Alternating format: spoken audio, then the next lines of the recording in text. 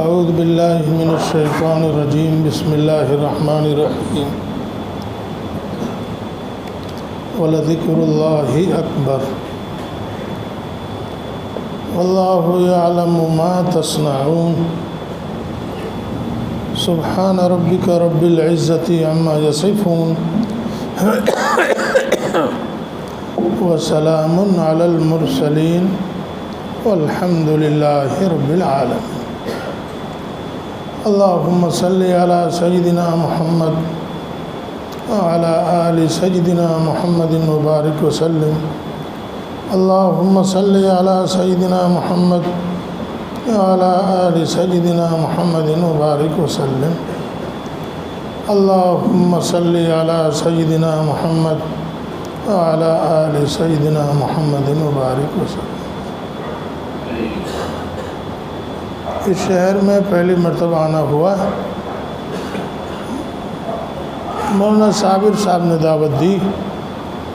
میں تو مکہ مکرمہ جانے کا رخ متعین کر چکا تھا، لیکن پونا میں مولانا صابر صاحب نے فرمایا، میں نے کہا اچھا چلتے ہیں۔ تو میں سمجھ رہا تھا سلوڑ کوئی ایک گاؤں ہے جہاں کے مولانا صابر صاحب رہنے والے، لیکن یہ تو ماشاءاللہ ایک شہر ہے، اور خوشی ہوئی اس بات سے کہ اس شہر میں علماء جو ہے اپنے تشخصات کے ساتھ کثیر تعداد میں موجود ہیں ماشاءاللہ، اور شہر باغ ڈور علمی اصلاحی علماء کے ہاتھ میں ہے۔ جاہلوں سے قوم کو انہوں نے نجات دے رکھا ہے، تو اس سے بھی بہت خوشی ہوئی، اور اس سے بھی خوشی ہوئی کہ ان کی آواز میں ماشاءاللہ قوت بھی ہے۔ تو وہاں کہاں علماء کی قدر ہے؟ کچھ بھی نہیں۔ تو اس لیے اس شہر کو دیکھ کر خوشی ہوئی، روحانی خوشی۔ اور ہم کھانا کھانے امام صاحب کے ہاں گئے تھے۔ ہم تو بھائی کھانا جس کے ہاں کھاتے ہیں سوچتے رہتے ہیں پتہ نہیں حرام کا کھلائے گا یا حلال کا کھلائے گا، لیکن جب امام صاحب کا نام آ گیا تو ہم نے کہا یہ ہمارے برادری کے آدمی ہیں تو پوچھنے کی ضرورت ہی نہیں۔ کھانا کھائے پھر آرام کر رہے تو مجھے انورات محسوس ہو رہے تھے، تو میں نے کہا لگتا ہے کھانا صحیح ہے، پکا ہے۔ تو ماشاءاللہ علماء اصحاب باطن میں سے ہیں، دل والے بھی ہیں، اور دین کے لیے محنت کرتے ہیں، قدر کرنی چاہیے۔ یہ مسجد کس کی ہے؟ مرکز کی؟ تو مرکز تو ہمارے بزرگوں کا ہے، ہم سب کا ہے، مشترک ہے۔ ہمارے بڑوں کی بڑی قربانیاں ہیں تبلیغ کے لیے، اور پورے کام کے لیے قربانیاں ہیں، ابھی بھی قربانیاں ہیں۔ ہم تو ہمیشہ دعا کرتے ہیں کہ اللہ تعالیٰ سب کو جمع کر دے حق کے اوپر، سارے اختلافات اللہ ختم کر دے، دعا کرتے ہیں۔ مرکز میں جب بیان شروع کرتا ہوں تو تھوڑی بہت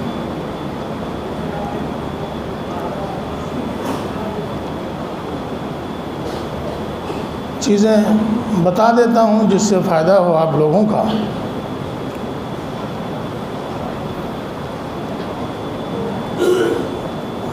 آواز نہ جا رہی ہے تو بھائی ٹھیک ٹھاک کر لو اپنا، ہاں ٹھیک کر لو،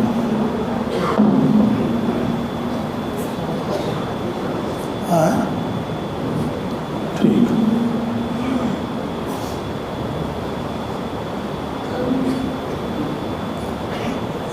ٹھیک ہو گیا تو چلو مولانا الیاس صاحب رحمۃ اللہ علیہ سے کام کو شروع کرتا ہوں۔ ٹھیک، شیخ عبدالحفیظ مکی رحمۃ اللہ علیہ نے وقت لگایا مولانا یوسف کاندھلوی رحمۃ اللہ علیہ کے ساتھ۔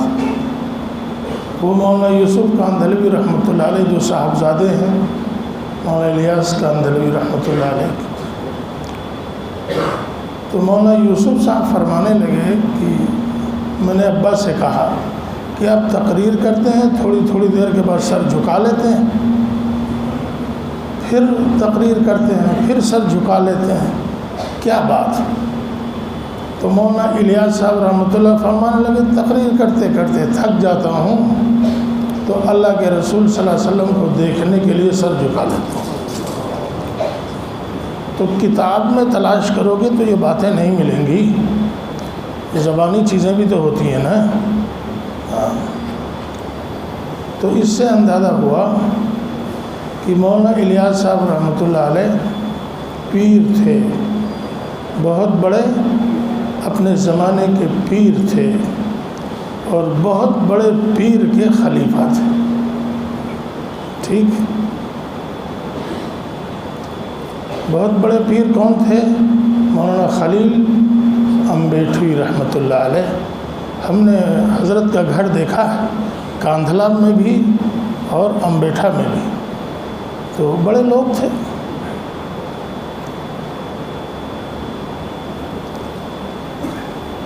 مولانا الیاس صاحب رحمۃ اللہ علیہ کی اہلیہ محترمہ جو والدہ ہیں مولانا یوسف صاحب رحمۃ اللہ علیہ، عجیب بلند احوال۔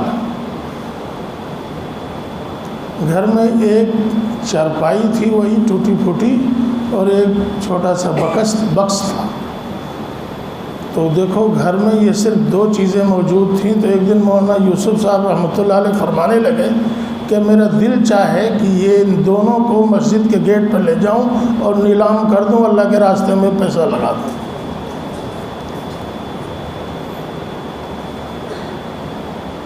تو ان کی والدہ نے کہا کہ یوسف اگر تو نے کیا تو تیری پٹائی کروں گی، والدہ تھی۔ تو ان کے گھر میں تو ولایت تھی ہی، سب ولی ہوتے تھے وہاں، تو اولیاء کے ہاتھ سے جو چیز وجود میں آتی ہے تو وہ بھی جاتی ہے تھی۔ ترقی ہوتی ہے کہ نہیں ہوتی ہے بتاؤ؟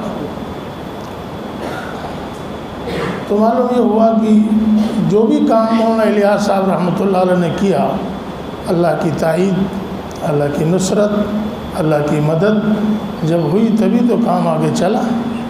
بلا نصرت کے، بلا تائید، بلا مدد کے کیسے چلتا ہے کام؟ مولانا یوسف صاحب رحمۃ اللہ علیہ حدیث شریف لکھتے تھے، حدیث شریف لکھتے رہتے تھے، کرتا بیچ کے کتابیں خرید لیتے تھے، اس جذبے کے تھے، فنا تھے حدیث کی خدمت میں۔ لیکن اخیر میں جماعت کے کام سے انشراح ہوا، شروع میں انشراح نہیں ہوا تھا، پھر لگے کام میں، کام پھیل گیا۔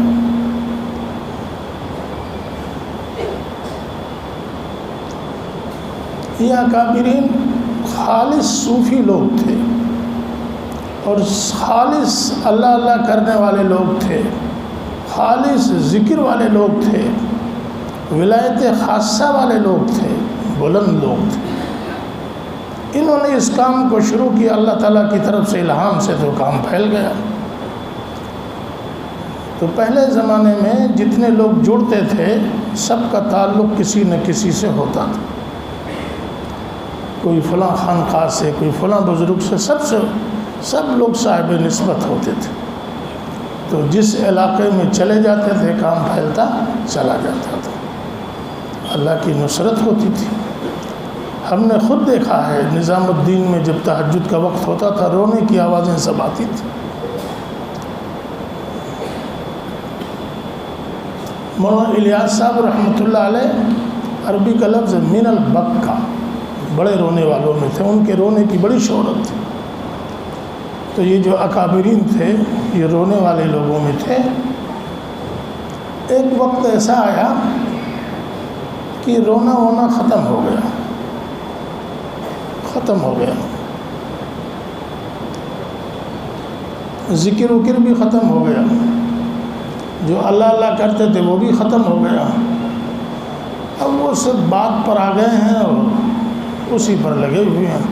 کوئی ذکر کرنے کے لیے یہاں تو نہیں، ماشاءاللہ یہاں سن رہا ہوں، خیر کی فضا ہے، لیکن سننے میں باتیں آ رہی ہیں کہ کسی مسجد میں کوئی ذکر والا پہنچا کہا نہ اس مسجد میں نہیں ذکر کرنا. واہ واہ واہ، ہے نا ایسے ہی.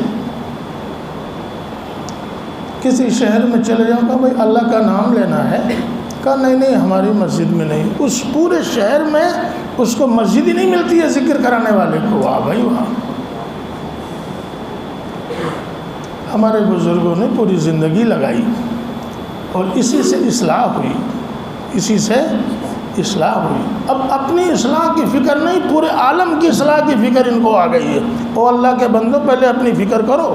تم سے اللہ تعالیٰ پورے عالم کے بارے میں نہیں پوچھیں گے، تمہارے بارے میں پوچھیں گے تم نے کیا کیا. وَأَنذِرْ عَشِيرَتَكَ الْأَقْرَبِينَ. اپنا دیکھو، اپنا گھر چھوڑ کے چل دو، پتہ نہیں کیا گھر میں حالات.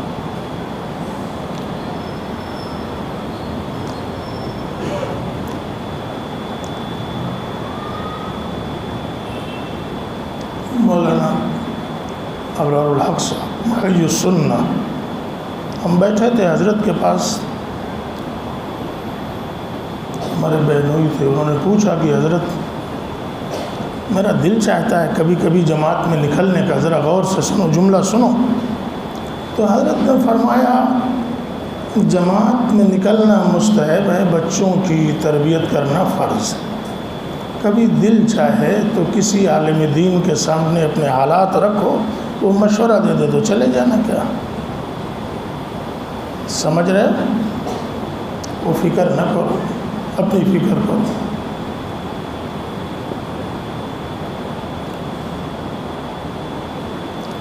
مولانا الیاس صاحب رحمۃ اللہ علیہ کا پورا کام صوفیہ والا کام ہے. کن کا کام ہے؟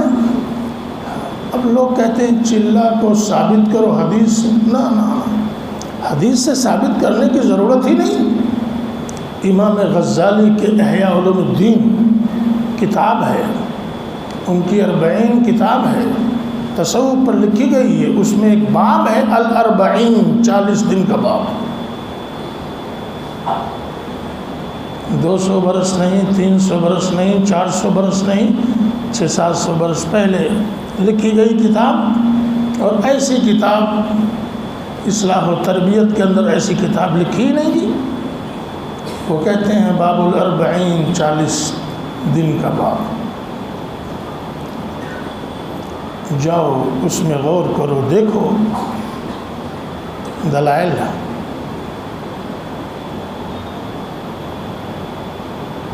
پہلے مشائخ جب اپنے مرید کی اصلاح کرتے تھے، دیکھتے تھے یہ ٹھیک ہو گیا تو کہتے اب اس کو 40 دن لگوا لیں اس سے. تو مختلف حالات تھے. کہتے اس مسجد میں چلے جاؤ، ایک روٹی ملے گی 24 گھنٹے میں کھا لینا اور اللہ اللہ کرتے رہنا پوری رات. اور 40 دن گزارتا ہے، انوارات اور ترقی ہو جاتی ہے. خلوہ ہوتا ہے، چھوٹے چھوٹے کمرے بنائے جاتے ہیں. شیخ خود آ کے چابی سے کھولتا ہے اور چابی سے بند کرتا ہے مرید کو، اور اپنے ہاتھ سے کھانا دیتا ہے. کہا اللہ اللہ کرو اندر. وہ ٹھیک سے کھڑا بھی نہیں ہو سکتا، اتنا قریب میں ہے. لیکن 40 دن کے بعد جب نکلتا ہے احوال اس کے بدل جاتے ہیں. کچھ مشائخ کے بارے میں یہ ہے کہ اپنے مرید کو کہتے تھے جاؤ جنگل میں چلے جاؤ. کہاں چلے جاؤ؟ اور جوار کے 41 دانے 40 دانے اپنے مرید کو دیتے تھے کہ 1 دانہ روزانہ کھا لینا، بس کافی. تو یہ مرید جاتا تھا، سامنے دیکھتا تھا کہ شیر آ رہا ہے تو کہتا تھا لا الہ الا اللہ. شیر سے خوف کی ضرورت نہیں، اللہ سے خوف کی ضرورت ہے. دیکھتا تھا ہاتھی آ رہی ہے تو کہا لا الہ الا اللہ. ہاتھی نقصان نہیں پہنچائے گا، اللہ نقصان پہنچائے گا اگر اللہ کی نافرمانی کریں. سانپ آتا تھا لا الہ الا اللہ. 40 دن جب مرید جنگل میں رہتا تھا، کچھ ہوتے ہی نہیں تھا پاس میں کھانے کے لیے. اپنے شیخ کے پاس آتے تھے، کہتے تھے کہ چلہ پورا ہو گیا. مرید اپنے ہاتھ سے وہ دانے پیش کرتا تھا، گن لیجئے کوئی کم تو نہیں ہوا. 40 دن بلا کچھ کھائے ہوئے گزر اوقات. اگر میں کہہ دوں ذرا وہ والا چلہ لگا لو، پتہ لگا پورا شہر بھاگ جائے گا کہ وہ چلہ نہ لگاؤں گا، ایسا چلہ بتاؤ جس میں اسٹوپ بھی ہو اور ذرا سے موٹا گدا بھی ہو، اور یہ تو پنکھے میں بیٹھا ہوں، مجھے پسینہ آ رہا ہے، وحشت ہو رہی، کہتے ذرا اے سی بھی ہو، تو پورا شہر بھاگ جائے گا۔ بھائی اس چلے کو ہم قبول نہیں کرتے، آرام سے۔ اور آپ سمجھتے ہو کہ یہ جو بیٹھے ہیں یہ داعی نہیں، نہ ہم سب سے بڑے داعی، کیا ہم سب سے بڑے داعی ہیں۔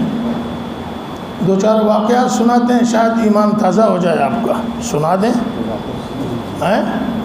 بھائی دعوت کی مناسبت سے سناؤں گا چونکہ مرکز میں بیٹھا ہوں۔ ہاں، خواجہ معین الدین اجمیری رحمۃ اللہ علیہ اپنی جماعت لے کر کے چلے ہندوستان کی طرف، کہیں گے دین کا کام کرنا ہے۔ دیکھو ان کے ہاتھ میں، کسی کے ہاتھ میں اٹیچی نہیں تھی، بھائی سن رہے ہو نہیں سن رہے؟ بستر نہیں تھا، روٹی کا نظام نہیں تھا، جیب میں پیسہ بھی نہیں تھا، ایک جوڑا کپڑا تھا بدن پہ اور وہ مٹی کے رنگ کا تھا۔ کتابوں کا مطالعہ کرو، سمجھ میں بات آئے گی۔ ارے یہ اتنے بڑے داعی، سنو، دبی اس قسم کے کپڑے تھے، وہ مہینے میں 2 مہینے میں پتہ نہیں بدلتے تھے کہ نہیں بدلتے تھے۔ ہندوستان کے بارڈر پر جب پہنچے تو کہا بھائی ہندوستان کے لیے میں نے نیت کی ہے، یہ بتاؤ کفر سب سے زیادہ کہاں پہ؟ کہا اجمیر میں۔ کہاں پہ ہے؟ ہمارا حال کیا ہے کہ جہاں اچھی ہوائیں ہوں کہتے ہو وہیں، اور نصرت ٹھیک سے ہوتی ہو کہتے ہو میرا نام ادھر ہی لکھ دینا، ٹھیک ہے نہیں ٹھیک ہے؟ کہا بنگلور کے علاقے میں کوئی جماعت جائے تو ادھر میرا نام لکھنا، ہوا ٹھیک رہتی ہے ادھر۔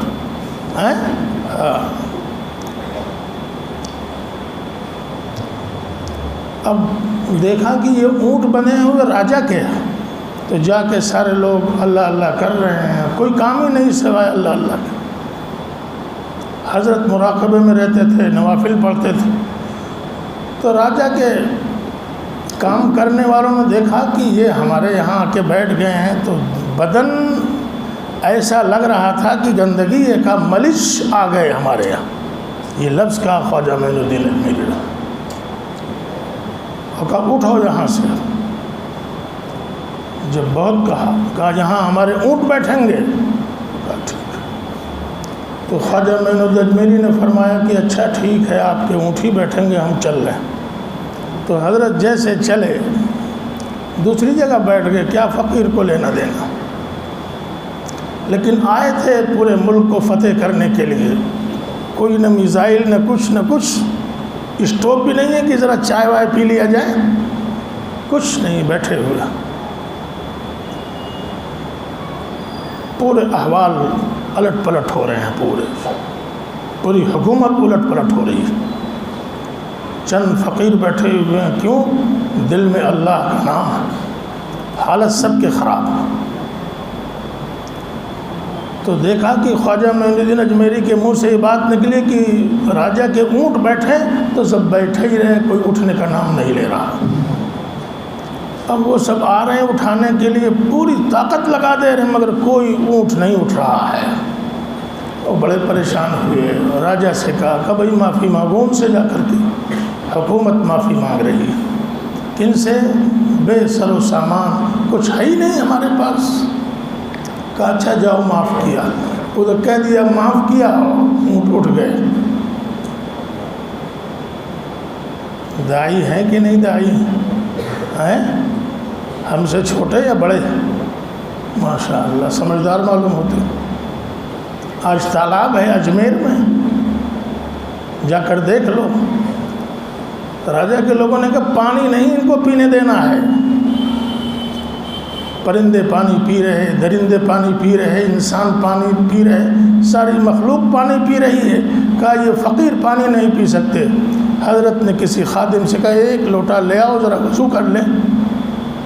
تو جو ایک لوٹا پانی لیا پورا تالاب کا پانی ختم ہو گیا۔ تو کہا اب اب سب بلکنے لگے، مرنے لگے، تو کہا معافی مانگو ان سے۔ پھر معافی مانگی، حکومت معافی مانگ رہی ہے۔ دیکھو، آپ کہتے ہو کہ صوفی لوگ کمزور ہوتے ہیں، نہیں نہیں، انہوں نے ایسی طاقت سے نظام کو کیا سنبھالا ہے ہم سوچ بھی نہیں سکتے۔ حکومت سرنگو ہو جاتی تھی، تو کہا اچھا معاف کیا، لوٹے کے پانی کو ڈال دیا، پورا تالاب بھر گیا۔ اب بادشاہ کے خاندان کے لوگ آ کے کلمہ پڑھ رہے ہیں، پورے شہر کے لوگ آ کے کلمہ پڑھ، کچھ نہیں کہا انہوں نے، لوگ کلمہ پڑھ رہے ہیں، کلمہ پڑھا رہے ہیں، کام شروع ہو گیا، دعوت کا کام شروع ہو گیا۔ حکومت سب سے طاقتور تھی ہندوستان میں، ٹکر لیا انہوں، چند فقیر بیٹھے ہیں، کچھ نہیں ہے ان کے پاس، حکومت لرز رہی ہے۔ انہوں نے سوچا کیا کریں، اب سمجھ میں بات نہیں آتی ہے، ان سے فوج تو لے کے ان کے اوپر نہیں کر سکتے، تو کہا جادوگر بلاؤ۔ جادوگر بڑے سمجھدار تھے، انہوں نے کہا سب فتح کر دیں گے ابھی ہم۔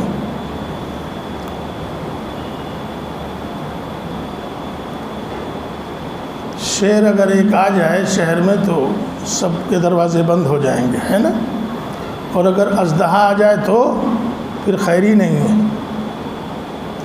تو وہ جو لشکر بنا، ہر جادوگر ایک شیر پہ سوار ہوا، اور ہر جادوگر کے گردن میں ایک اژدہا لپیٹا گیا، اور تیسری طاقت بھیڑ کی آئی، آگے آگے وہ اڑ رہے ہیں اور لوگوں کو ڈس رہے ہیں۔ بتاؤ، اب چل رہی ہے فوج، فقیر بیٹھے ہوئے تھے، انہوں نے خواجہ معین الدین اجمیری سے کہا کہ حضرت یہ تو فتنہ ہے، کا فکر نہ، کہا لاؤ میرا عصا لاؤ۔ حضرت نے لکھا بسم اللہ الرحمن الرحیم، بس کہا بس اس کے ادھر ہی رہنا اور کوئی بات نہیں۔ کیا لکھا؟ بسم اللہ، اللہ کا نام لکھا اور کچھ نہیں لکھا۔ انہوں نے پوری زندگی اپنے دل پہ اللہ کو پینت کر کے اپنے دل کو منور کیا تھا، اور اس ملک میں جو آئے تھے ان کے پاس سوائے اللہ کی کوئی چیز نہیں تھی۔ آپ سوچو کوئی منتر تھا؟ نہ کوئی منتر نہیں تھا، صرف اللہ کا نام ان کے سینے میں موجود تھا۔ انہوں نے محنت کی، ان کے مشائخ نے محنت کی کہ ہمارے سینے میں اللہ آ جائے، ہمارے وجود میں اللہ آ جائے، تو اللہ سے کوئی ٹکرائے گا؟ کوئی ہے کسی کو طاقت؟ تو جہاں پہ اللہ ہو اس سے بھی کوئی نہیں ٹکرا سکتا۔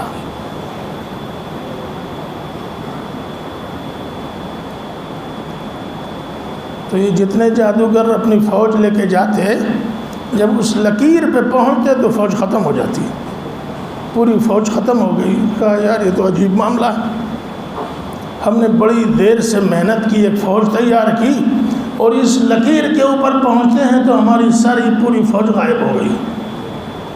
تو ایک جادوگر بچا، بڑا ماہر تھا، اس نے کہا اب ہم آخری وار کرتے ہیں۔ کیا کرتے ہیں؟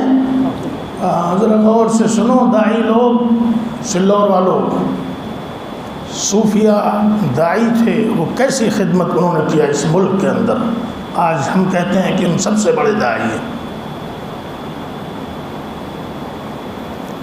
کسی فقیر نے کہا کہ حضرت وہ جادوگر تو وہ اوپر پرواز کر رہا ہے، سروں کے اوپر۔ تو حضرت نماز پڑھ رہے تھے، نماز کے بعد فارغ ہوئے، کہا اچھا، تو پہلے زمانے میں چپل جو پہنی جاتی تھی لکڑی کی پہنی جاتی تھی، کس کی؟ اس کو کیا کہتے تھے؟ کھڑا ہو۔ تو کہا ذرا میری چپل لے آؤ۔ عصا کا بھی استعمال کر سکتے تھے، لیکن جو سب سے کمتر چیز ہوتی ہے آدمی کے، وہ پیر میں پہنی جاتی ہے، تو کہا ذرا چپل لے آؤ۔ چپل کو حضرت نے ہاتھ میں لیا اور نیت کر لیا کہ اس کی اب خیر نہیں ہے، بس ایسے چھوڑ دیا۔ اس کو کہتے ہیں کہ صوفی جب توجہ کرتا ہے کسی چیز کے لیے تو وہ چیز ہو جاتی ہے، اس میں پڑھنے کی ضرورت نہیں ہوتی ہے۔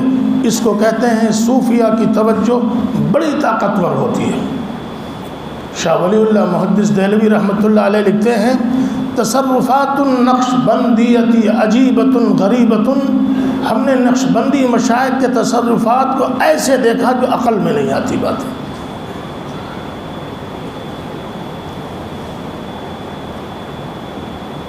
حضرت نے وہ چپل ایسے لیا ہاتھ میں، لوگ سمجھیں گے نہیں، توجہ فرمایا۔ توجہ کیسے ہوتی ہے؟ دل سے ہوتی ہے۔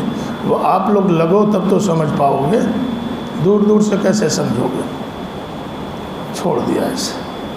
اب یہ چپل، یہ کھڑاؤ جو گیا ہے اتنی اسپیڈ میں، وہ جادوگر کے سر پہ آیا۔ 1 2 3 جب لگے، اب اس کو لگا کہ لا الہ الا اللہ، سمجھ گیا کہ یہ بلا کلمے کے بچوں گا نہیں۔ اوپر ہی وہ لا الہ الا اللہ کی آوازیں بلند کر رہا تھا۔ دیکھو نیچے داعی بیٹھے ہوئے ہیں، کچھ نہیں کر رہے ہیں، اللہ اللہ کر رہے ہیں بیٹھ کے، کوئی کام نہیں سوائے دل پہ اللہ کے نام کی ضرب۔ وہ نیچے جب گرا تو کہا لا الہ الا اللہ، لا الہ الا اللہ۔ اب ملک والوں نے دیکھا کہ سب سے بڑا جادوگر مسلمان ہو چکا، کہ داخل ہو کلمے میں۔ 1 کروڑ کے قریب لوگ خواجہ معین الدین اجمیری کو دیکھ کر کے مسلمان ہوئے۔ معمولی بات ہے؟ اس زمانے میں 1 کروڑ کا مطلب 1 ارب، پورے ملک کی آبادی اس کم تھی نا، تو تقریباً ملک فتح ہی ہو چکا تھا۔ ایک فقیر، ایک داعی آیا، وہاں سے لے کر کے کلکتے تک کے سفر ہوا، جو دیکھتا تھا کلمہ پڑھتا تھا۔ ایک صوفی سمندر کے راستے سے بنگلہ دیش کی طرف داخل ہو رہے تھے، تو بلا کشتی کے داخل ہونے لگے۔ وہ انڈونیشیا ملیشیا والوں نے دیکھا کہ سب کلمہ پڑھ لو۔ صوفی جدھر جاتے تھے لاکھوں کی تعداد میں لوگ کلمہ پڑھتے تھے۔ کیوں بھائی کیوں؟ صرف اور صرف بات یہ ہے کہ دل میں اللہ تھا۔ دل میں کیا؟ اللہ۔ اور اللہ کی طاقت سے کوئی نہیں ٹکرا سکتا، تو جہاں پہ اللہ ہو وہاں سے بھی کوئی نہیں ٹکرا سکتا۔ 1-2 واقعات اور بیان کرتا رہتا ہوں، اس کو بھی بیان کر دیتا ہوں، شاید آپ کو تقویت مل جائے۔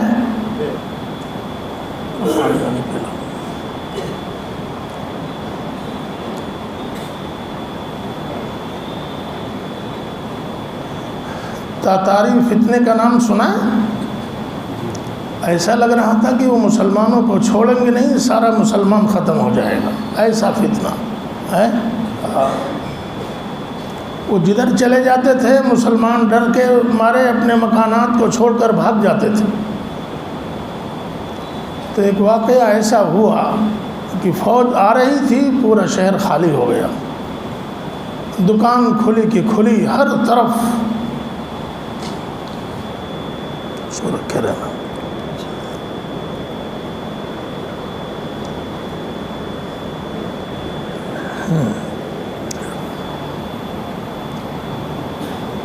سپہ سالار آیا، اس نے پوچھا کہ یہ دکانیں کھلی ہیں، لوگ نہیں ہیں؟ کہنے لگے کہ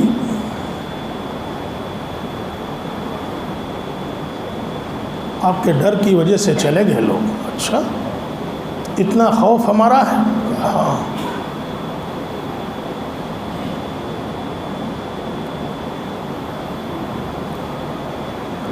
خوش ہو گیا۔ کسی نے کہا کہ ایک فقیر ہے جو مسجد میں بیٹھا ہوا ہے، وہ نہیں گیا، ساری پبلک چلی گئی۔ کہا اچھا، اسے پتہ تھا کہ میں آنے والا ہوں؟ کہا لگتا ہے صحیح۔ تو کہا جاؤ گرفتار کر کے لے آؤ۔ وہ گرفتار کر کے گھسیٹ کے لے آئے۔ مسجد میں ان کے ساتھ کوئی نہیں تھا۔ سنو بھائی جماعت والو، وہ ایسی جماعت تھی کہ اس میں دوسرا آدمی تھا ہی نہیں، کوئی دوسرا آدمی نہیں تھا، اکیلے مسجد میں بیٹھے تھے، پورا شہر خالی ہو گیا، کوئی فرد بشر نہیں تھا۔ چائے پئیں تو کہاں، دکانیں سب ختم، روٹی کہاں سے لائیں، کوئی ہے ہی نہیں روٹی دینے والا، ہڈی کا ڈھانچہ ہے، ایک فقیر ہے، بوڑھا ہے، بیٹھا ہوا ہے، سپہ سالار آ چکا ہے، جو ملتا ہے اس کی گردن مار دی جاتی ہے، اس کو بھی گھسیٹ کے لے گئے۔ تو اس فقیر نے بھی تو سوچا ہوگا کہ گردن جائے گی، لیکن اہل دل ہوتے ہیں، وہ ایسی چیزوں سے دیکھتے ہیں کہ عام طور پہ آدمی نہیں دیکھتا۔ ان کو اندازہ تھا کہ اس آدمی سے اسلام پھیلے گا، اس کے انتظار میں بیٹھے تھے، شکار میں بیٹھے تھے۔ شکاری بیٹھتا ہے جنگل میں، شکار کے انتظار میں پوری رات بیٹھتا ہے، شکاری پورے دن بیٹھتے ہیں، تو یہ اہل دل شکار میں بیٹھے ہوئے تھے کہ یہ آ رہا ہے، آئے میں اس کا شکار کرتا ہوں۔ پوری فوج ہے، میان سے تلوار باہر ہو چکی ہے، اب یہ فقیر وہاں پہ کھڑا ہوا ہے، سپہ سالار سامنے ہے۔ اس نے پوچھا کیا تمہیں اطلاع نہیں تھی کہ میں آنے والا ہوں؟ کہا جی اطلاع تھی، مگر میں تمہاری حدود مملکت میں موجود نہیں تھا، اللہ کے گھر میں موجود تھا۔ بس اس کو چڑ ہو گئی اللہ کے نام سے۔ کہا اللہ کیا چیز؟ اللہ کیا چیز ہوتی ہے؟ کہا بتاؤں اللہ کیا چیز ہوتی ہے؟ نقش بندی لوگوں کی ضرب بڑی طاقتور ہوتی ہے۔ انہوں نے ایک مرتبہ اللہ کے نام کی ضرب لگائی، سارے جتنے کھڑے تھے تھر تھر کانپنے لگے۔ کہتے ہیں زمین میں حرکت شروع ہو گئی، تو اس پہ سالار نے زندگی میں پہلی مرتبہ یہ دیکھا، ڈر گیا، فوراً کہا کہ جہاں سے لائے ہو باادب وہیں بٹھا کے آ جاؤ۔ دیکھا اللہ کے نام کی برکت۔ تم سمجھتے ہو کہ یہ فقیر اللہ کے ضرب لگاتے ہیں، کچھ نہیں، سب کچھ اسی میں ہے۔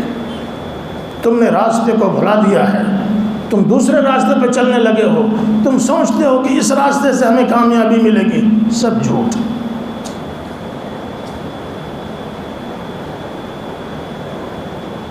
تھوڑی دیر کے بعد سپہ سالار پہنچتا ہے، کہتا ہے معاف کر دو۔ کیا کہتا ہے؟ اتنی بڑی فوج کا مالک، ایک فقیر جس کے بدن پہ گوشت نہیں، کچھ نہیں، اس کا کوئی خادم نہیں، اس سے کہتا ہے معاف کر دو۔ کیوں معافی مانگی؟ اس سے بھی معلوم ہے کہ اس کے دل میں کچھ ہے جس کی وجہ سے ہم اسے ٹکر نہیں لے سکتے۔ اب سنو آگے، انہوں نے کہا کلمہ پڑھو۔ کیا کہا؟ کلمہ۔ کتنی بڑی طاقت کہہ رہا ہے، فقیر کہہ رہا کلمہ پڑھو۔ تو جواب دے رہا کہ اگر میں نے کلمہ پڑھ لیا تو یہ تہہ دیکھ کر دیں گے؟ کہا نہیں۔ فقیر اللہ کے نام کی برکت سے وہ چیزیں دیکھتا ہے جو آدمی نہیں دیکھ سکتا۔ کہ تمہارے سر پہ تاج رکھا جا رہا ہے حکومت کا، تمہیں حکومت کے تخت پہ بٹھایا جا رہا ہے۔ تو کہا اگر ایسی بات ہے تو جس دن یہ واقعہ ہوگا میں کلمہ پڑھ لوں گا، سب کو پڑھا دوں گا۔ فقیر نے کہا کچی بات نہ کرو، بات پختہ کرو، لکھو تحریر سے۔ قلم دوات طلب کیا گیا، لکھا گیا، کہا کہ میں فلاں ابن فلاں سے وعدہ کرتا ہوں کہ جس دن حکومت مجھے ملے گی میں کلمہ پڑھ لوں گا، پورے قوم کو کلمہ پڑھاؤں گا۔ تو اس فقیر نے کہا میں بوڑھا ہو گیا۔ وہ داعی اسی دن کے لیے جیتے تھے، ان کی زندگی کا کوئی مقصد نہیں ہوتا تھا۔ احیاء الدین، دین کو زندہ کرنے کی ان کی زندگی ہوتی تھی، کوئی مقصد نہیں ہوتا تھا۔ کیا ہم ان سے بڑے ہو سکتے ہیں؟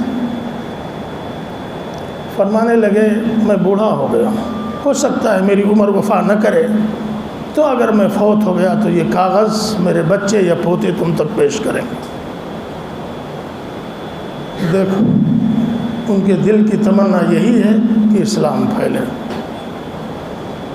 اتنی بڑی قوم سب تنگ آ گئے تھے، کہہ رہے تھے کہ یہ اسلام کو ختم کر دے گی یہ قوم، لیکن ایک فقیر جس کے دل میں اللہ ہے، اس نے کہا ہم ان کو ٹھیک کرتے ہیں۔ جس کے ہاتھ میں بندوق نہیں، اسلحہ نہیں، اس نے سینے کا وار کیا اور اللہ نے اس کو جتا دیا۔ وقت آ گیا، تخت پہ بٹھا دیا گیا، تاج پوشی ہو گئی۔ تب وہ فقیر تو تھا نہیں دنیا میں، لیکن اولاد اس زمانے والی اولاد نہیں تھی، اس زمانے والی اولاد تھی۔ باپ زیادہ کھانستا ہے تو کہتے اس کا کمرہ بدل دو، یہ سونے میں ذرا بڑا ڈسٹرب ہو رہا ہے آج کل، اس کو الگ مکان دے دیتے ہیں۔ کوئی عظمت نہیں، کوئی وقات نہیں، کچھ بھی نہیں۔ ان کے پوتے پڑ پوتے انہوں نے کہا کہ چلو میرے والد کی وصیت کو پورا کریں۔ ورقے کو لے کر کے مین گیٹ سے جب جانے لگے، پولیس والوں نے پوچھا کون ہو؟ کہا مسلمان۔ کہا کہاں جا رہے ہو؟ کہا بادشاہ سے ملنے جا رہا۔ تو دھکا مار کے بھگا دیا۔ کہا مسلمان ہو کر کے بادشاہ سے ملنے کی تمنا رکھتا ہے؟ تب وہ سمجھ گئے کہ بھائی یہ تو سیدھے راستے سے جانا مشکل ہے ہمارا۔ اب سنو اہل دل کے تصرفات کیا ہوتے ہیں۔ وہی فقیر محل سے 1 کلومیٹر 2 کلومیٹر دور درخت کے نیچے رات میں بیٹھ گئے، اللہ اللہ یہی کام، اپنے دل پہ اللہ اللہ اللہ کر رہے تھے۔ پوری رات اللہ اللہ کرتے کرتے ایک ضرب لگائی تو وہ بادشاہ کے دل کی بھی نیت کر لی، اور بادشاہ کے دل پہ جو ضرب لگی اٹھ کے بیٹھ گیا بادشاہ۔ کان سے اذان کی آواز شروع ہو گئی، احوال بدل گئے۔ کہا بھائی دیکھو کون لوگ ہیں یہاں پہ۔ فوج گئی تو لوگوں کو پکڑ لیا، بادشاہ نے دیکھ لیا۔ انہوں نے کہا تخلیہ کرو جلدی سے۔ تو کہا یہ ہے ورقہ، پہچان۔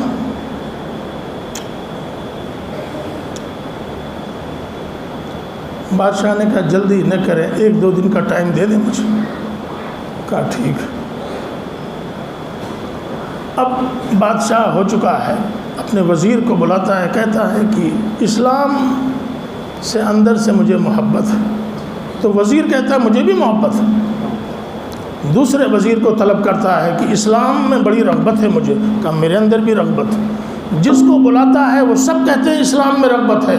کل تک نفرت کی باتیں ہو رہی تھیں، آج رغبت کیسے پیدا ہو گئی؟ یہ صوفیہ دل کے گندگیوں کو سلب کر لیتے ہیں۔ دل میں جو کمیاں ہوتی ہیں اس کو سلب کرنے کی صلاحیت اولیاء کو ہوتی ہے، صوفیہ کو ہوتی ہے، وہ مشق کرتے ہیں۔ تو کل تک تو نفرت کی باتیں تھیں، آج محبت کی باتیں ہو رہی ہیں۔ 2 دن کے اندر پوری قوم اسلام میں داخل ہو گئی۔ کوئی اشتہار نہیں لگا، کوئی پلاننگ کسی کے سامنے نہیں آئی، کسی کو مشورے کے لیے نہیں بٹھایا گیا، امیر نہیں بنایا گیا، مامور نہیں بنایا گیا۔ کہ ایک ذمہ داری دی تھی میرے والد نے، اس کی تکمیل ہم نے کر دی۔ یہودی پریشان، ارے اتنا بڑا کام کس نے کر دیا؟ مسیحی پریشان کہ کیسے ہوا اتنا بڑا انقلاب؟ کچھ فقیر ایسے بھی ہوتے ہیں کہ اللہ کے لیے جیتے، کچھ فقیر ایسے ہوتے ہیں کہ اللہ ہی کے لیے مرتے ہیں۔ ان کو نام کی ضرورت نہیں ہے کہ میرا نام آ جائے، بھائی مجھے ذرا امیر بنا دو شہر کا، تاکہ پورا علاقہ جانے دے کہ میں امیر ہوں۔ یہ شہرت کے طالب ہیں، خدا کے طالب نہیں۔ آج تاریخ میں ان کا نام نہیں دکھے گا عام طور پہ۔ احمد دربندی رحمۃ اللہ علیہ کا وہ انقلاب اہل دل دائی تھے کہ نہیں تھے؟ کروڑوں لوگ اسلام میں داخل ہوئے کہ نہیں ہوئے؟ ہم سے چھوٹے تھے یا بڑے تھے؟ معلوم یہ ہوا صوفیہ کی خانقاہ سے جب تربیت ہوتی ہے تو وہاں سے جو نکلتے ہیں سر سے لے کر پیر تک کے، ان کے اندر وہ کمال ہوتا ہے کہ انگلی رکھنے کی جگہ نہیں ہوتی۔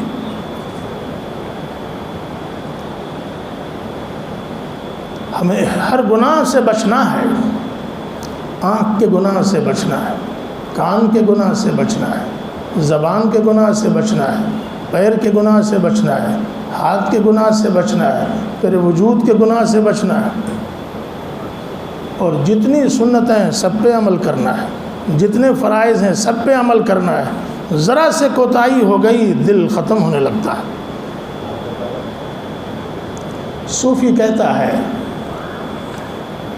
اپنے دل کو دیکھ کر کے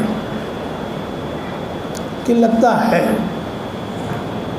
آج کھانے میں کچھ کمی ہو گئی،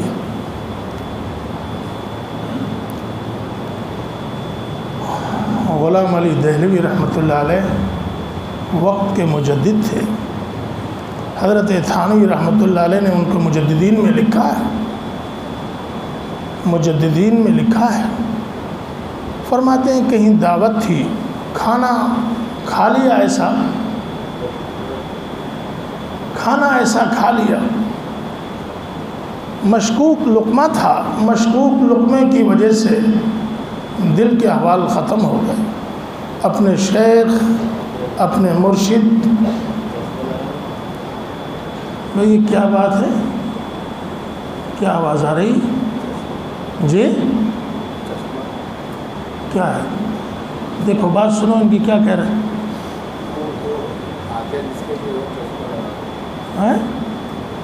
آپ آگے تو بڑے چشمہ لگاؤ. آپ بیٹھو، آپ اپنا کام کرو، کیوں مشورے دے رہے ہو لوگوں کو؟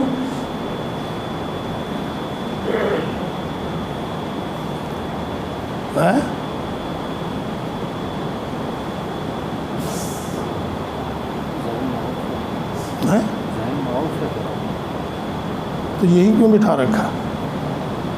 جی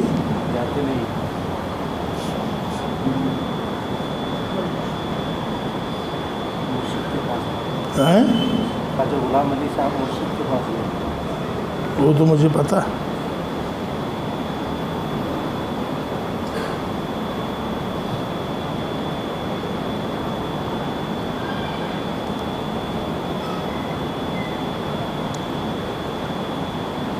مرزا جانا رحمۃ اللہ علیہ کے پاس گئے، کہا حضرت دل ختم ہو گیا، دعوت میں شرکت کی تھی، مشکوک لقمہ دل آ گیا میرے پیٹ میں، ختم ہو گیا. تو حضرت نے فرمایا کہ اب میں کیا کروں؟ ایک صورت ہو سکتی ہے کہ تم روزانہ آؤ، میں توجہ ڈالوں. کہتے ہیں 40 دن توجہ ڈالتے رہے، تب ان کی حالت،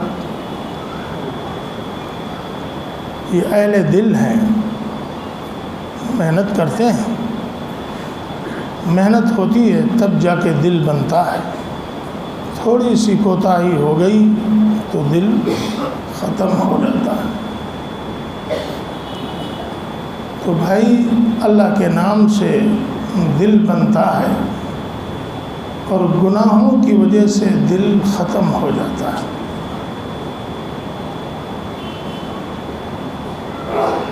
ایک اور مسئلے کو سمجھ لیں، جتنے کلمہ والے لوگ ہیں اور جو محنت کرتے ہیں، ان کا تعلق الویات سے ہوتا ہے. 7ویں آسمان کے اوپر العرش، سارے انوارات عرش کے اندر ہیں، سب کا تعلق عرش سے ہوتا ہے. کوئی نیکی کا کام کرتا ہے تو عرش سے نور دل میں آتا ہے. دوسری نیکی کا کام کوئی کرتا ہے تو دل میں نور آتا ہے.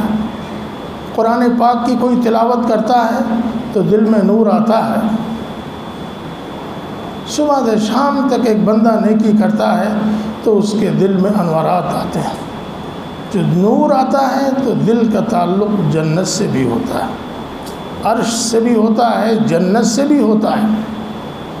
نور بھی آ رہا ہے، جنت کے مزے بھی آ رہے ہیں. صوفیہ کا کلام ہے، ہم نے تو سنا تھا کہ جنت مرنے کے بعد ملے گی، لیکن ہمیں تو موت سے پہلے جنت کے مزے یہیں آ رہے ہیں. کھانے کے لیے کچھ نہیں، رہنے کے لیے کچھ نہیں، لیکن ان سے پوچھو تو کہیں گے ایسی لذت کے اندر ہوں کہ میں بتا نہیں سکتا. ایک آدمی گناہ کا کام کرتا ہے، گندگی میں لگا رہتا ہے، اس کا تعلق 7ویں زمین کے نیچے سے ہے. سارے گنہگاروں کی آفس وہیں پہ ہے، ظلمت وہیں پہ ہے. تو ایک بندہ جب گناہ کرتا ہے تو ظلمت تاریکی وہاں سے آتی ہے، اور ان لوگوں کا تعلق جہنم سے بھی ہوتا ہے. تو ظلمت ادھر سے آتی ہے اور جہنم کی لپٹ، لہبہا، حزنہا، غمہا، ساری چیزیں آ رہی ہوتی ہیں، اسی دل کے اندر آ رہی ہوتی ہیں۔ تو جب آدمی گناہ کرتا ہے تو گناہ کی وجہ سے زمینوں کے نیچے سے ظلمت آتی ہے، اور وہ ظلمت کے ساتھ ساتھ جہنم کے آثار آتے ہیں، آدمی بے چین ہوتا ہے۔ مال بھی ہے مگر ساتھ میں بے چینی بھی ہے، مال ہے غم بھی ہے، ساری نعمتیں ہیں، لیکن جہنم کے پورے آثار دل میں موجود ہیں۔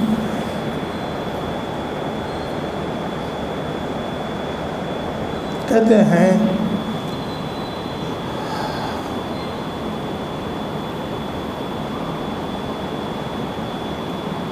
جنت کے مزے لینے ہوں تو دوسری نسبت کو ختم کر دیا جائے کہ اللہ گناہوں نے ہم کو ختم کر دیا ہے، گناہوں نے ہمارے دل کو سیاہ کر دیا ہے، گناہوں نے ہمارے حالات خراب کر دیے ہیں۔ تو کہتے ہیں گناہ کے سلسلے کو ترک کر دے اور نیکی کے راستے پہ چلنا شروع کر دے، یہی اولیاء کا راستہ ہے، یہی جنت کا راستہ ہے۔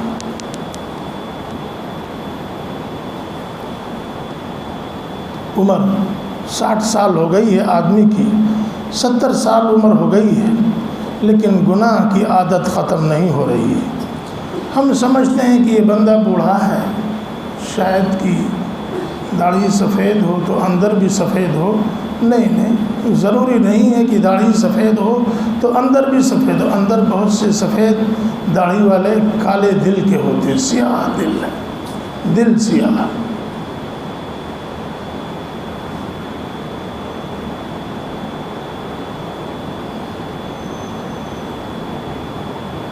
ایک بوڑھے میاں جا رہے تھے، بچے کھیل رہے تھے، تو ان سے پوچھا کہ آپ کی عمر کتنی ہے؟ داڑھی کے بال سفید ہیں۔ اس نے کہا 12-13 سال عمر ہوگی ہماری۔ تو بچے ہنسنے لگے، کہنے لگے کہ آپ ایسی باتیں کر رہے ہیں، داڑھی کے بال سب سفید ہیں۔ کہا بیٹا زندگی تو بڑی لمبی ہے، لیکن گناہوں سے توبہ کیے ہوئے بس 10-12 سال ہی ہوئے۔ تو اصل زندگی وہی ہے، باقی زندگی نہیں، شرمندگی۔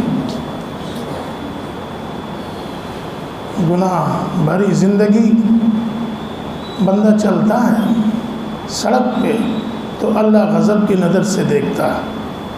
آدمی کہتا ہے نہیں، اگلے سال تک کہ میں کامیاب ہو جاؤں گا، اور زندگی کے اخیر تک تم کامیاب نہیں ہو سکتے۔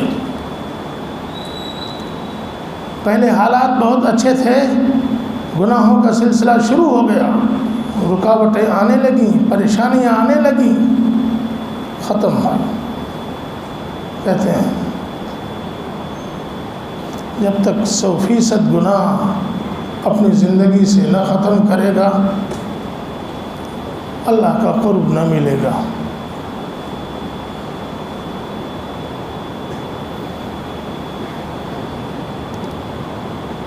جتنا نقصان گناہ کی وجہ سے ہے، کسی اور چیز سے نہیں ہے۔ اسی لیے صوفیہ پوری محنت کراتے ہیں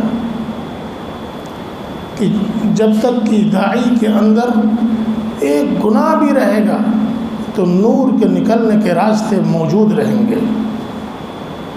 داعی کے لیے ضروری ہے کہ اس کی زندگی کے اندر گناہ کا عنصر باقی نہ رہے، آنکھ روشن ہو، آنکھوں سے غیر محرم کو نہ دیکھے، آنکھ سے موبائل کی گندگی میں نہ ڈوبے۔ دیکھو یہ تو مجمع ہے، چھوٹا سا مجمع ہے، بڑے بڑے مجمعوں میں آپ خطاب کریں کہ ایک بندہ ذرا چاہیے جس کی آنکھ 100% ٹھیک۔ تو کوئی ذکر کرنے والے تو آپ کو مل جائیں گے بہت، لیکن کوئی اگر سلسلے کا نہ ہو، پوری بھیڑ ہے کہ نہیں ابھی تو میری نظر ٹھیک نہیں، پورے مجمع میں آپ کو ایک بندہ ایسا نکلے جو سلسلے کا نہ ہو، اس کی نظر 100% پاک ہو، وہ کہے گا پوری رات لے کے بیٹھا رہتا ہوں موبائل کی گندگی میں، چلتا ہوں، سب سے کوئی پردہ ہی نہیں شرعی ہمارے گھر میں، جس کو دیکھو گھر میں آ رہا ہے، کوئی پوچھنے والا ہی نہیں۔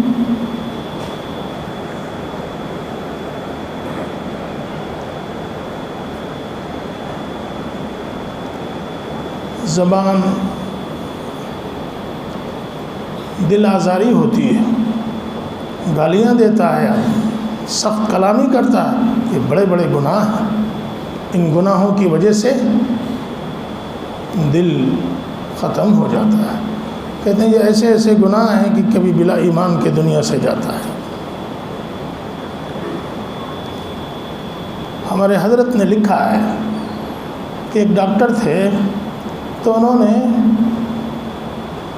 جو بھی آتا ہے ایمرجنسی میں کہتے بھائی ہم اخیر وقت میں کلمہ پڑھائیں گے، اور اگر تم کلمہ نہ پڑھ سکو تو ذرا اشارے سے بتا دینا کیوں نہیں پڑھ پا رہے ہو۔ تو جو بھی مریض آتا تو اس سے کہتے، جب اخیر میں وہ جانے لگتا دنیا سے تو کہتے لا الہ الا اللہ، وہ پڑھ ہی نہیں پا رہا۔ تو وہ لکھتا کہ میں پڑھنا تو چاہتا ہوں لیکن زبان پہ فالج آ گیا۔ تو 100 مرنے والوں میں سے 97-98 لوگوں نے کہا میں نہیں پڑھ پا رہا ہوں، میری زبان پہ فالج ہے، کوشش کر رہا ہوں کہ زبان سے کلمہ پڑھ لوں لیکن نہیں پڑھا جا رہا۔ یہ گناہ ایسی چیز ہے کہ اخیر میں بندے کو بلا ایمان کے دنیا سے لے جاتی ہے۔ گناہ کا نقصان دنیا میں تو ہے ہی ہے، لیکن جب دنیا سے بندہ جانے لگتا ہے تو بلا کلمے کے دنیا سے جاتا ہے۔ اس لیے ہوش حواس آدمی کے باقی ہیں، آدمی توبہ کر لے۔ یا اللہ، سب سے اچھا طریقہ آپ کے اولیاء کا ہے جن کے دل میں اللہ ہے۔ بستر پر سوتے ہیں تو لوگ کان سے سنتے ہیں، کہتے ہیں اللہ اللہ کی آواز کہاں سے آ رہی ہے؟ کہتے سونے والے کے دل سے آ رہی ہے۔ کیوں؟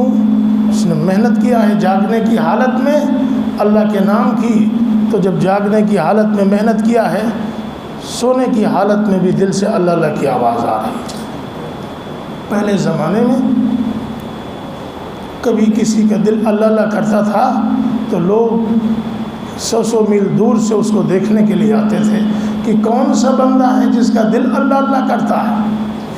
آج سلسلے والے مشائخ بیٹھے ہیں، موجود ہیں، اللہ تعالیٰ نے ان کو اتنی طاقت دی ہے کہ اگر سامنے کوئی بیٹھ جائے تو 5 منٹ کے اندر اس کا دل جاری ہو جائے۔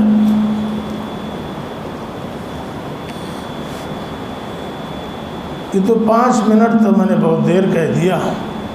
اللہ نے ان کے سینے میں اتنی قوت طاقت رکھی ہے کہ وہ آپ کے دل کو زندہ کر دیں۔ وہ دل جو مردہ ہے، آنکھوں میں قوت نہیں ہے، دماغ میں گندگی ہے، وجود میں بھی ظلمت ہے، کیا زندگی؟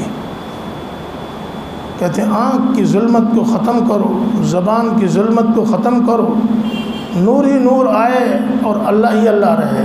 یہ جو ذکر کراتے ہیں، یہ اللہ اللہ کراتے ہیں، آپ کے شہر میں آمد ہوتی ہے، بھائی ان کے ساتھ وقت لگائیں،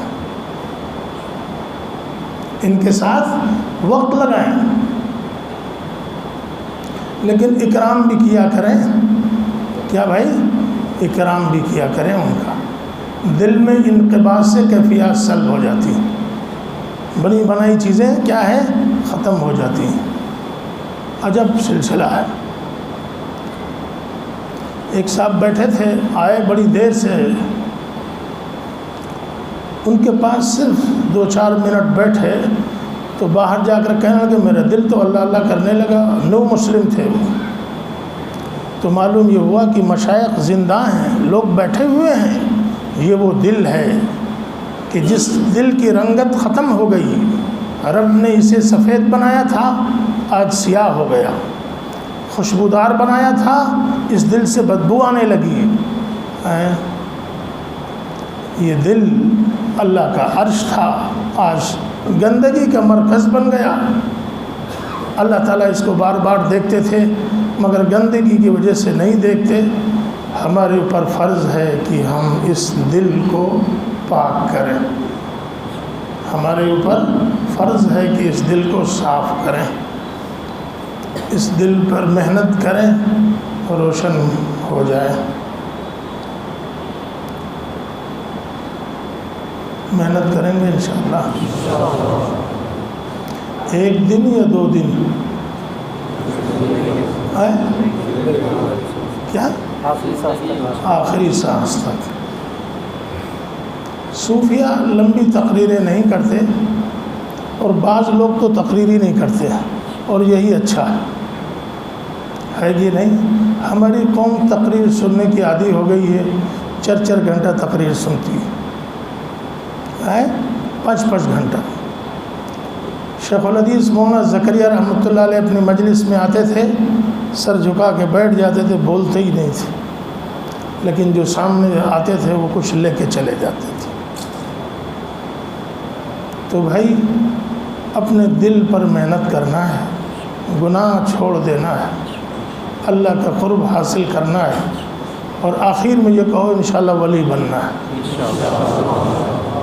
ہمارے دل میں تمنا ہوتی ہے کہ ہم ڈاکٹر بنیں، چھوڑو ڈاکٹر واکٹر کو، کہو ہم انشاءاللہ ولی بنیں گے، ہم اپنے بچوں کو ولی بنائیں گے، ہم اپنی بچیوں کو ولی بنائیں گے. کہتے ہیں جس گھر میں ولی ہو، ایک ولی کے ہونے سے بارشیں نازل ہوتی. شہر میں ایک اگر فقیر بیٹھا، لوگ نہیں جانتے ہیں کون ہے،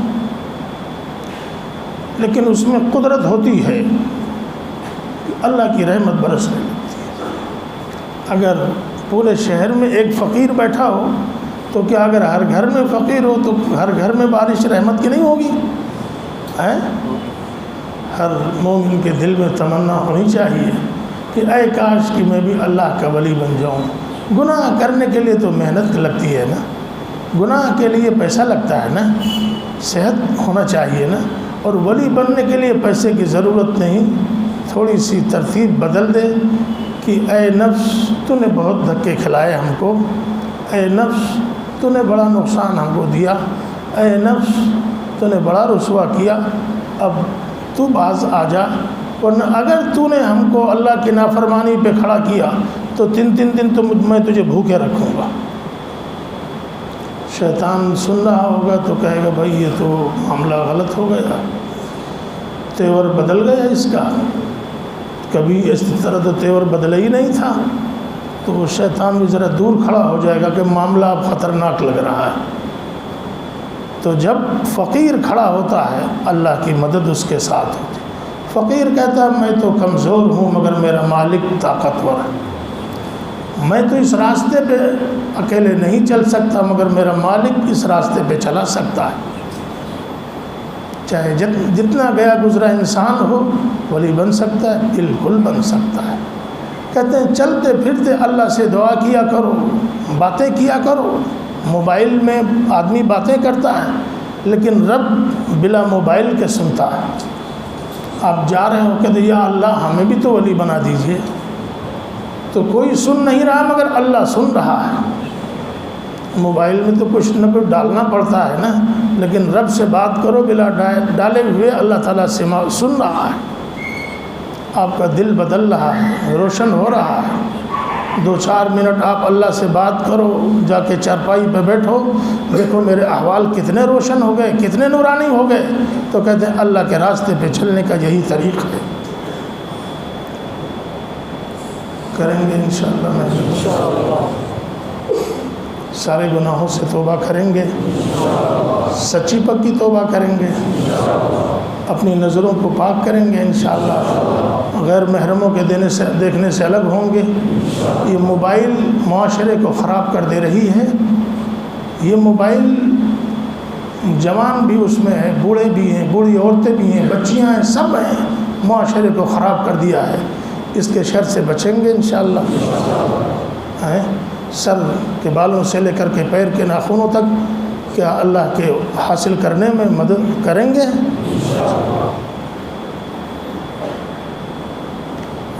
مفتی صاحب کل توبہ کے کلمات پڑھا دیں آپ.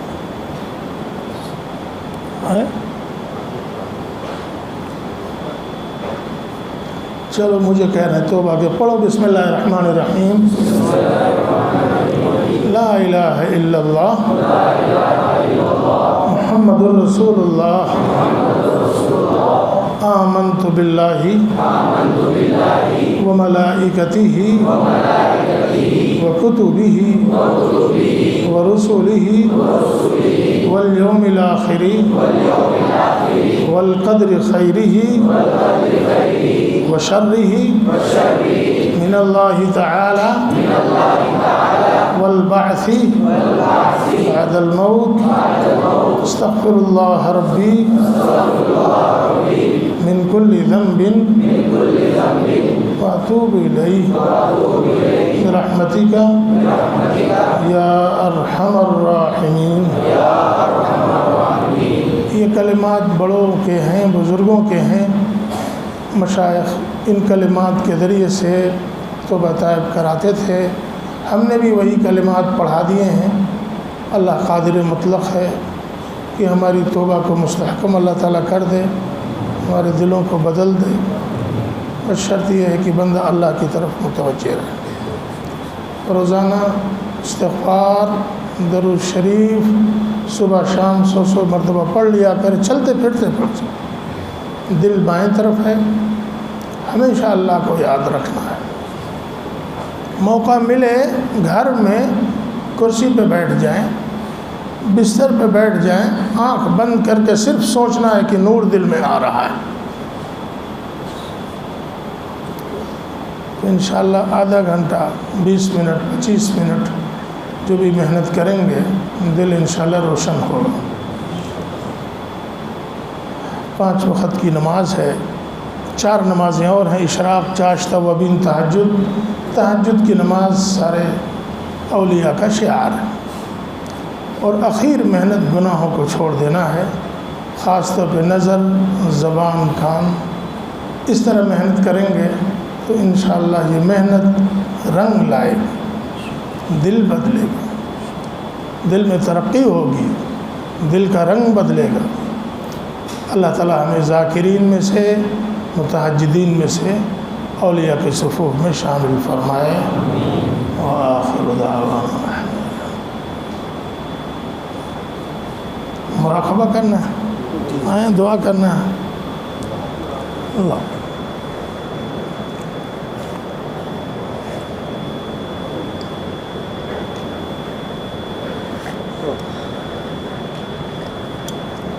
مراقبہ ہو جائے، آئیں۔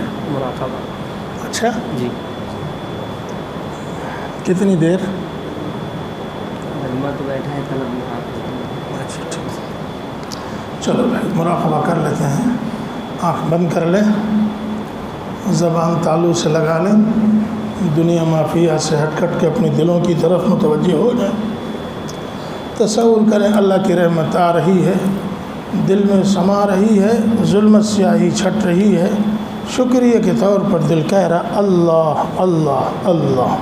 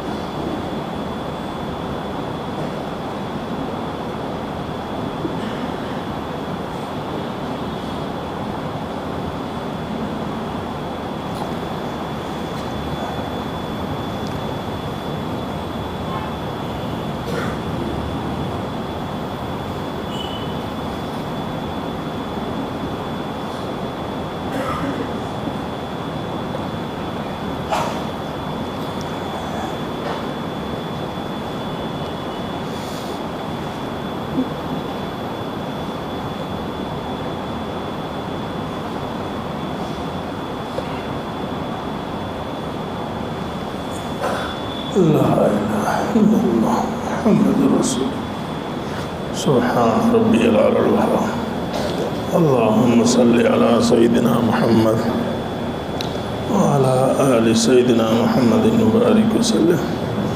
کریم آقا ہمارے گناہوں کو معاف فرما، برائیوں سے حفاظت فرما، ہر قسم کی گندگی کو دور فرما، دلوں کی ظلمتوں کو دور فرما، دلوں کی سختیوں کو دور فرما، دلوں کو منور فرما، روشن فرما، دلوں کی دنیا کو آباد فرما، ہمارے نگاہوں کو پاک فرما، دلوں کو صاف فرما، سینوں کو اپنی محبت سے لبریز فرما، عشق کی آتش ہمارے سینوں میں پیدا فرما، انگ انگ سے ذکر جاری فرما، روئیں روئیں سے ذکر جاری فرما، ہڈی ہڈی بوٹی بوٹی میں اپنی محبت پیدا فرما، نفس و شیطان کے مکر و فریب سے ہماری حفاظت فرما، ہمارے گناہوں کو معاف فرما، خطاؤں سے درگزر فرما،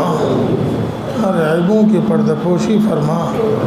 کریم آقا زندگی تیزی سے گزر رہی ہے، کریم آقا موت سے پہلے جو تیاری کرنی چاہیے مکمل تیاری نہیں ہے۔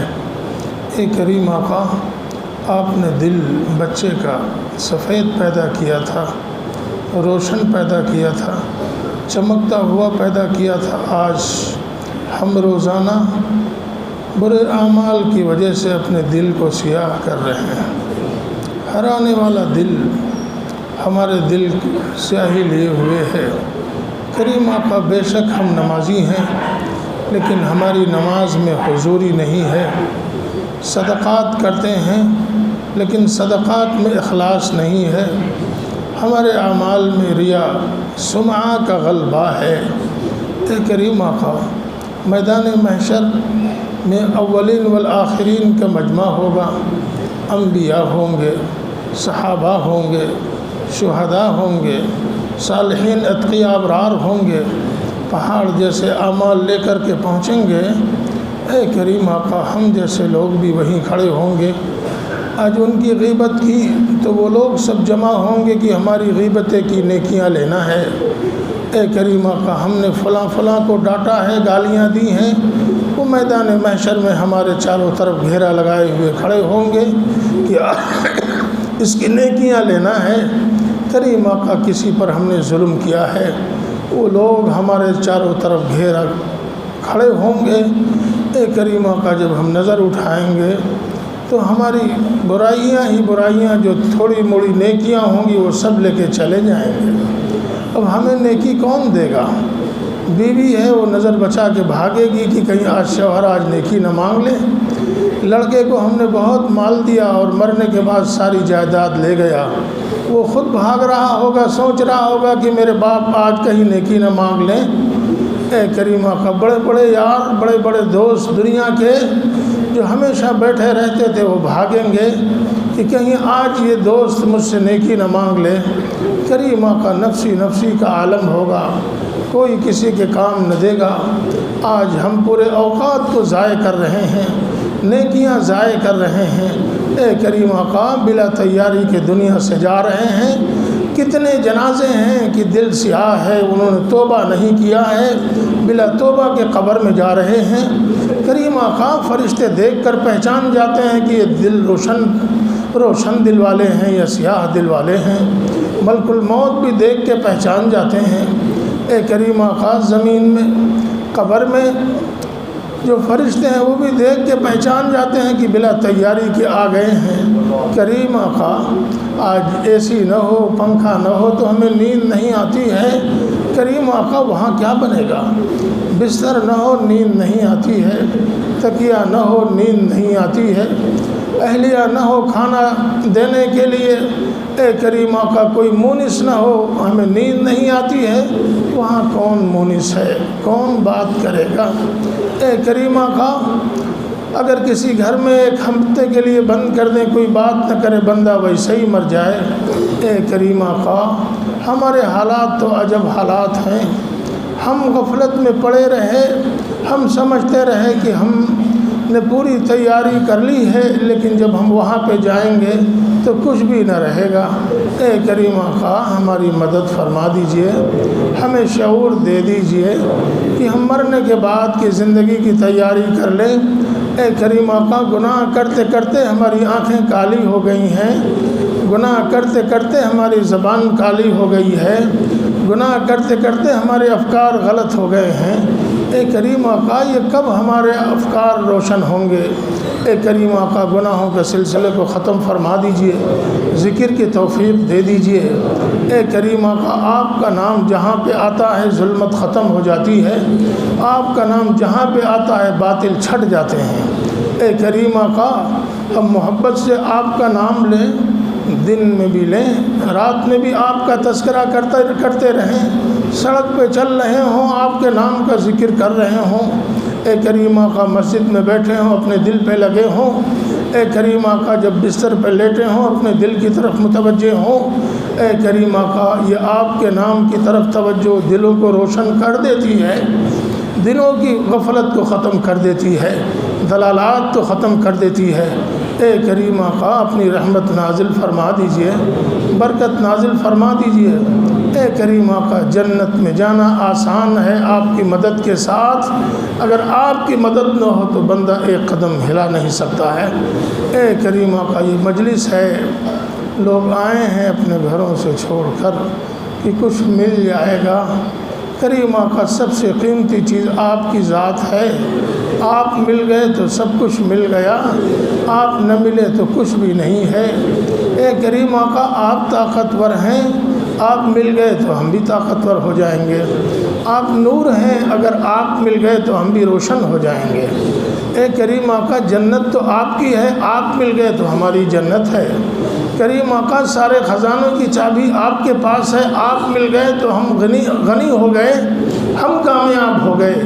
اے کریم آقا ہم نے دنیا کے لیے پتہ نہیں کتنی محنتیں کی ہیں، لیکن جس کے لیے محنت کرنی چاہیے ہم غفلت میں رہے۔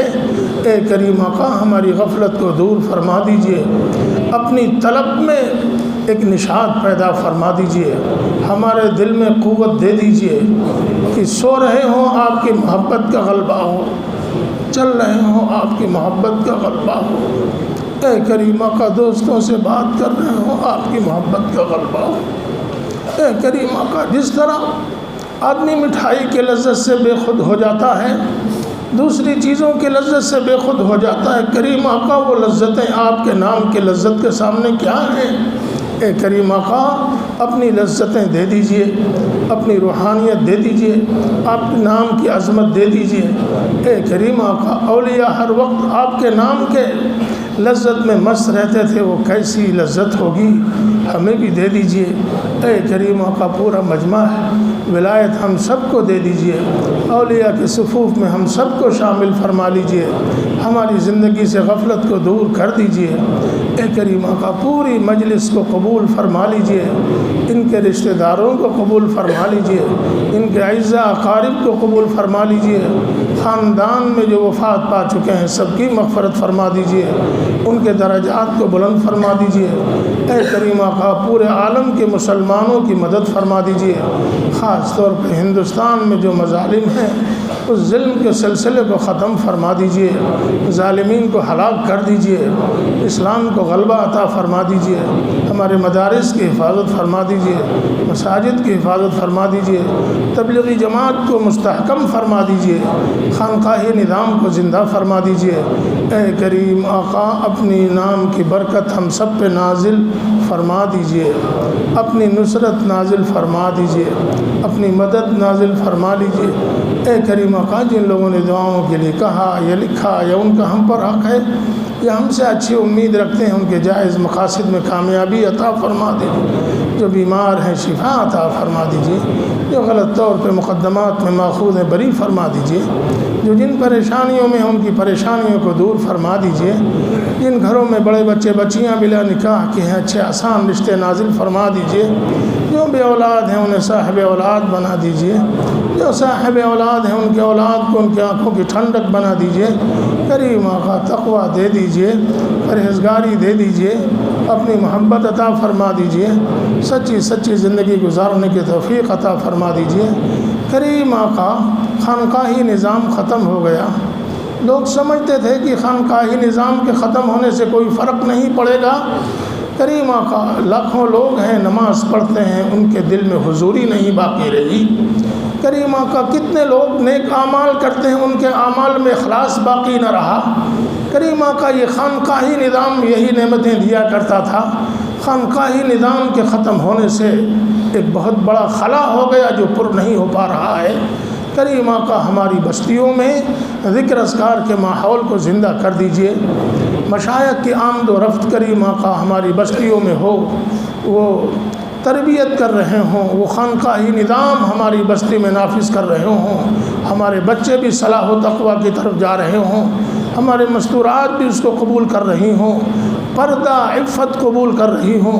اے کریم آقا ہمارے گاؤں کے معاشرے کو، ہمارے ملک کے معاشرے کو اسلامی معاشرے کے مطابق فرما دیجئے، ہر قسم کی عریانیت کو ختم فرما دیجئے، جہل کو ختم فرما دیجئے، 100% اتباع سنت کی توفیق عطا فرما دیجئے۔ ہماری دعاؤں کو اپنی رحمت سے قبول فرما۔ صلی اللہ تعالی علی خیر خلقہ محمد وعلی آلہ واصحابہ اجمعین برحمتک یا ارحم الراحمین۔